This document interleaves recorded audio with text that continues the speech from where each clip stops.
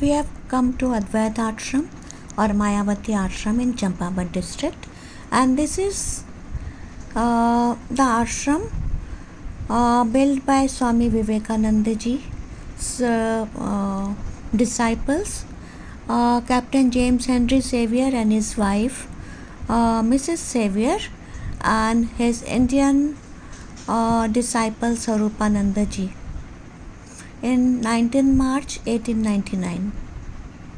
This is also called Swamiji's dreamland.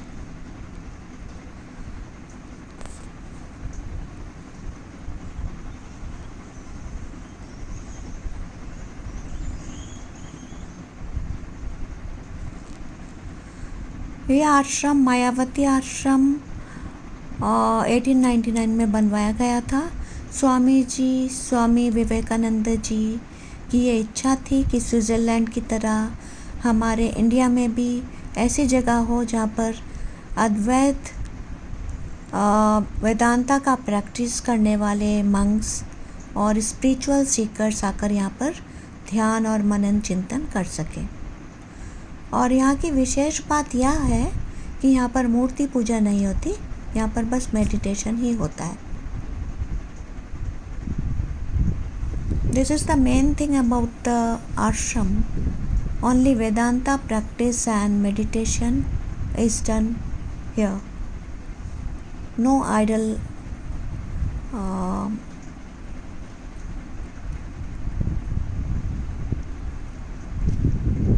This is the Prabuddha Bharata, their first English monthly magazine's office,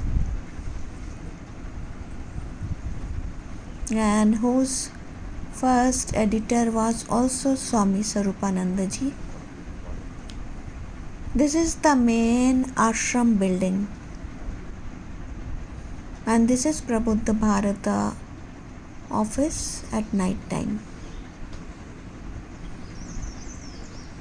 And there is a small trek towards Swarupananda Point where Swami Swarupananda ji used to. This is Ashram's dairy.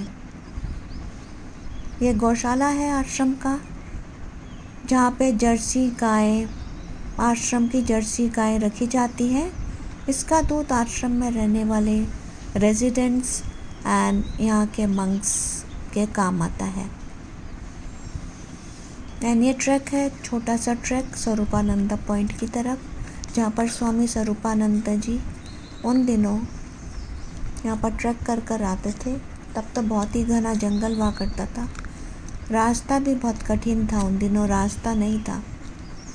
तो यहाँ पर आकर वो ध्यान चिंतन मनन किया करते थे, और उसी जगह का नाम स्वरूपानंद पॉइंट रखा गया है। स्वरूपानंद जी का इस आश्रम के में बहुत ही बड़ा योगदान रहा है। वो यहाँ के पहले अध्यक्ष थे, मायावती आश्रम के पहले अध्यक्ष। और यहाँ से जो इनकी इंग्लिश मंथली मैगज़ीन निकलती है प्रबुद्ध भारत, उस समय यही पहले संपादक थे इस मैगज़ीन के। इस मैगज़ीन में स्वामी जी के टीचिंग्स, स्वामी जी के सब टीचिंग्स छपती हैं।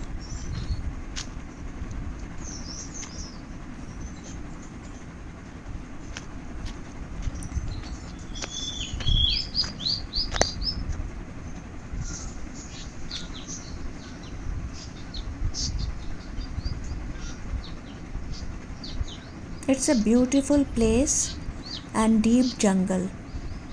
This is the Swarupananda point. One can come and meditate here.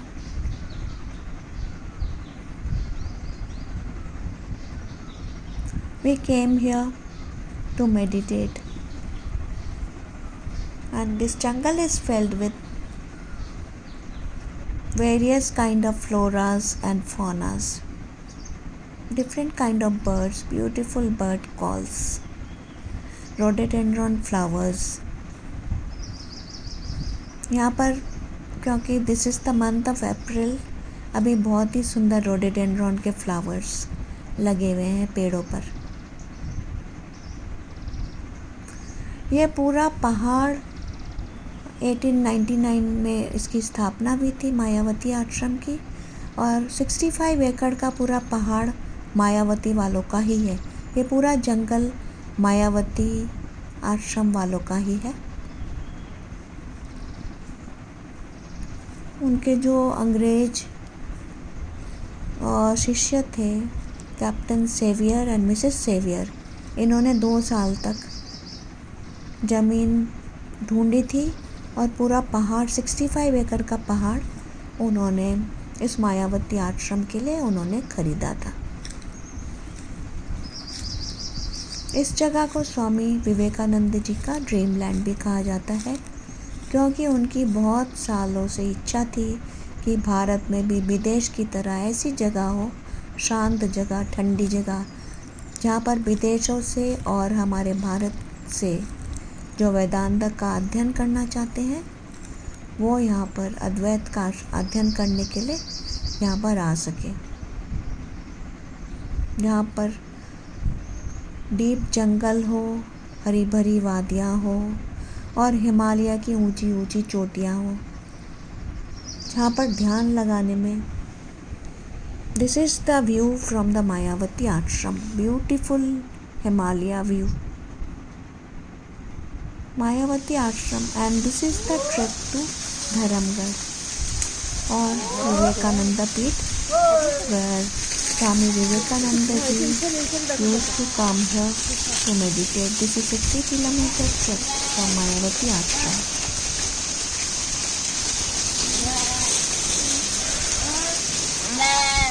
ये बहुत ही सुंदर और मनोरम ट्रैक है और deep inside the forest. By chance we came across these lamps, beautiful lamps.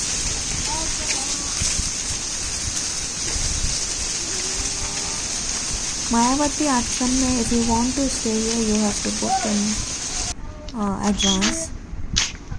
Booking has been done. Booking is done from their Calcutta office. This is a beautiful trek through the dense forest, and benches are also set to take rest. If you get tired, you can take rest. You can sit in these benches. Jungle is deep and यहाँ पर बहुत किस्म के जानवर भी मिलते हैं, जैसे कि भालू, बाघ और leopard, monkeys and langurs. This is, now we have reached Dharamgarh, and this is the view of Mayavati Ashram from Dharamgarh.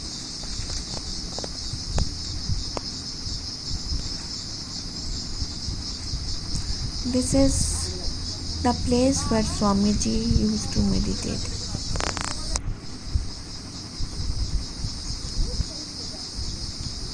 View of Mayavati Ashram from Dharamgarh.